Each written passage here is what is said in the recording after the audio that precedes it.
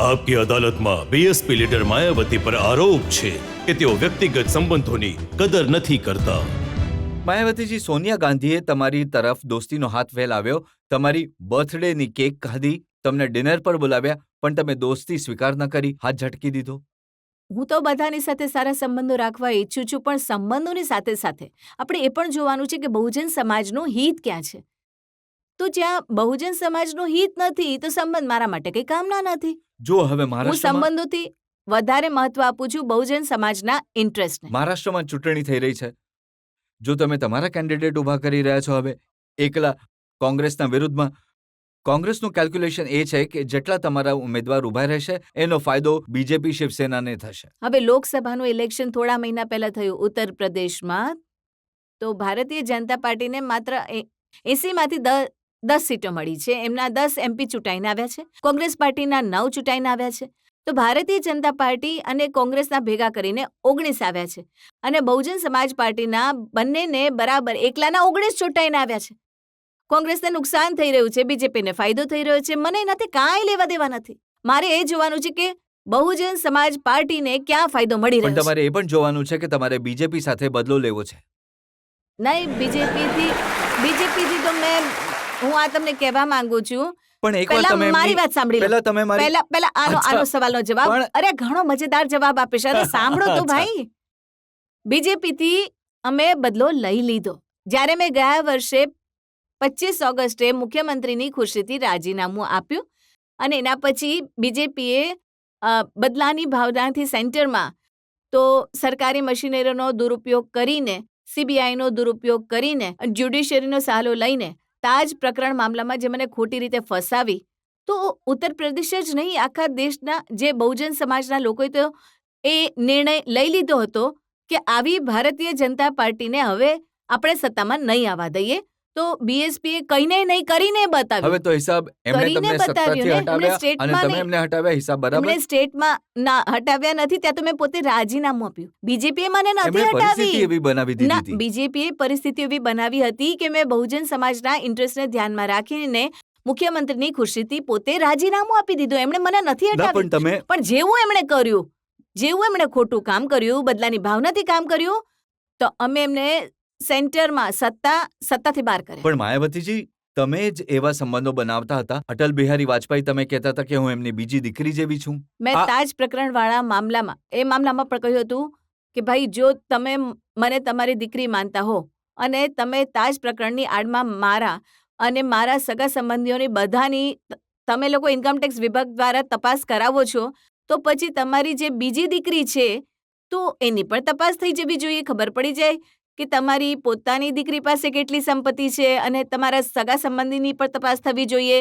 અને મારી પણ થવી જોઈએ। દૂધનું દૂધ ને પાણીનું પાણી થઈ જાય તો વધુ સારું રહેશે। જેમણે તમને દીકરી કહ્યા, તમે એમને પણ છોડ્યા નહીં, નહીં, જો હા? એમણે દીકરી હોવાની ફરજ, જો શ્રી અટલ બિહારી વાજપેયી જે દીકરીની ફરજ યોગ્ય રીતે નિભાવી હોત તો હું એમની સાથે એવું ન કરત।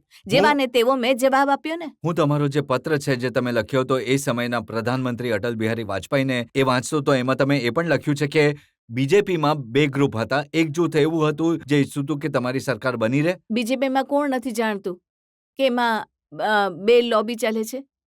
એક શ્રી અટલ બિહારી વાજપેયીજીની લોબી અને શ્રી LK અડવાણીજીની લોબી છે।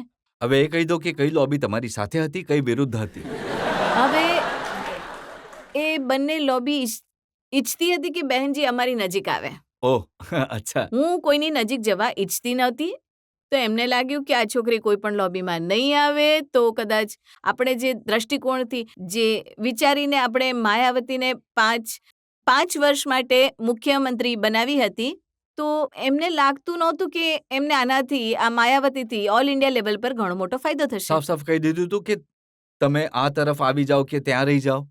નહીં, એ તો બંને તરફથી ખેંચતા હતા ને, કે જેમ કે અટલ બિહારી વાજપેયી વિચારતા હતા ભાઈ આ અમારી લોબીમાં રહે, શ્રી LK અડવાણીજી વિચારતા હતા કે અમારી લોબીમાં રહે। હું કેમ કોઈની લોબીમાં રહું? હું બહુજન સમાજ પાર્ટીની ઇન્ડિપેન્ડન્ટ પાર્ટી છે, નેશનલ લેવલની પાર્ટી છે, અમારી પાર્ટીની એક પોતાની શાખ છે, અમારું એક પોતાનું સ્ટેટસ છે, તો અમે એમના ચક્કરમાં કેમ પડીએ ભાઈ? લોબી છે તો સારું છે, પરસ્પર હમણાં તો એ 2 લોબી બની છે, જો 5 બની જાય તો બહુજન સમાજ પાર્ટીના ઇન્ટરેસ્ટમાં જ છે ને।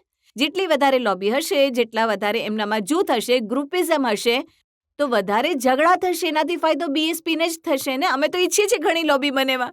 માયાવતીજી, આ લોબીઝ અને ઝઘડા તો બીએસપીમાં પણ થાય છે. ઘણા બધા એવા લીડર છે. એક ફૂલસિંહ બરૈયા મધ્યપ્રદેશથી, જેમણે પાર્ટીને ઊભી કરી હતી, એ પાર્ટી છોડીને જતા રહ્યા. અરે તમે કોની વાત કરી રહ્યા છો? તો જે પણ બીએસપીને છોડીને ગયું એકલા ગયા છે.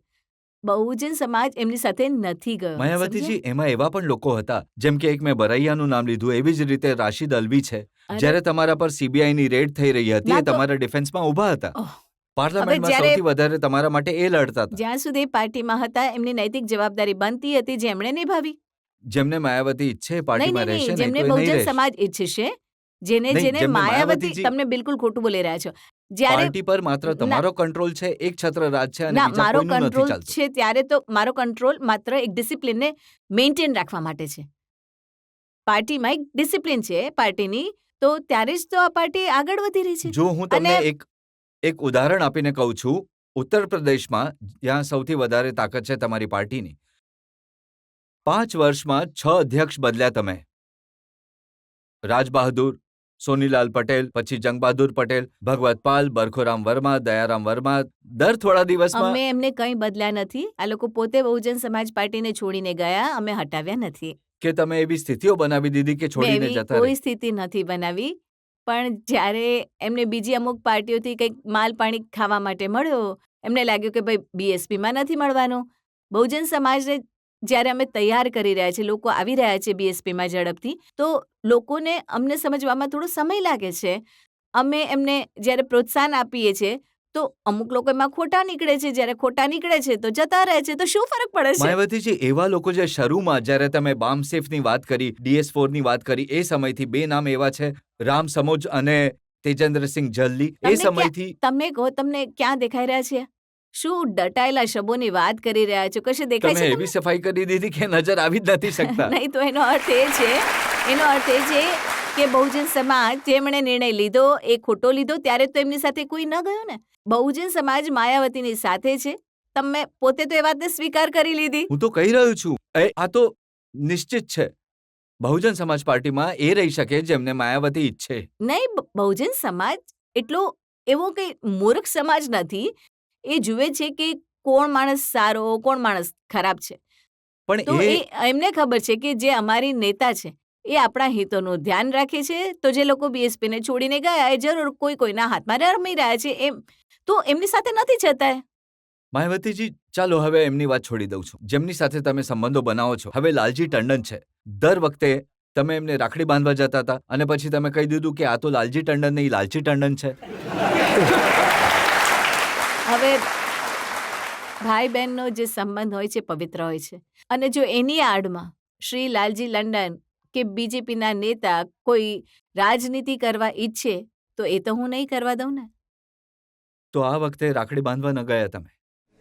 હવે હું ક્યારે કોઈના ઘરે રાખડી બાંધવા નથી જતી.